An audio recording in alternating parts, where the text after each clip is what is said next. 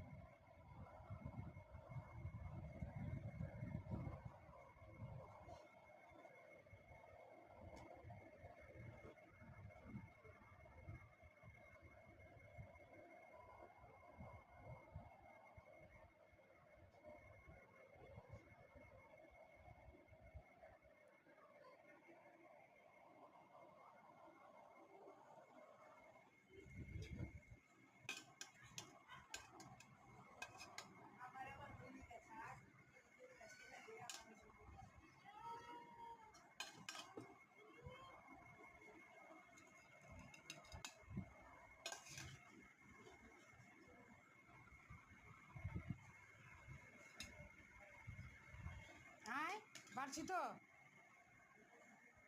কি হলো?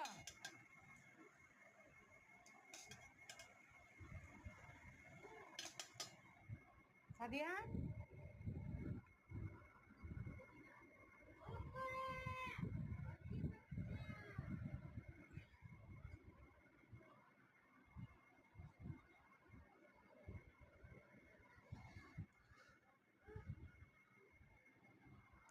না এই রে মাসুম নিতাসি তাসি আই খাই মাইরা দিব মাথা মতন টেন্ডার আছে ওইটাই কোন খাওন না এমনি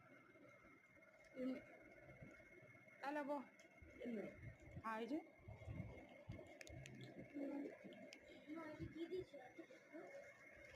আর ডালটা তো আর গানে যাই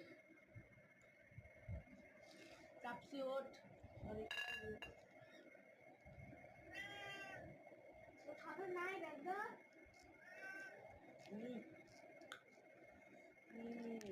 আলো ভাইরে জিনা প্লা জায়গা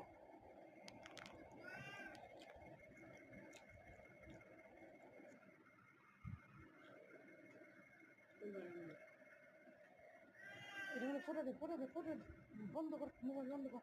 এটা না এই সাইড দূরে দূরে থাকে।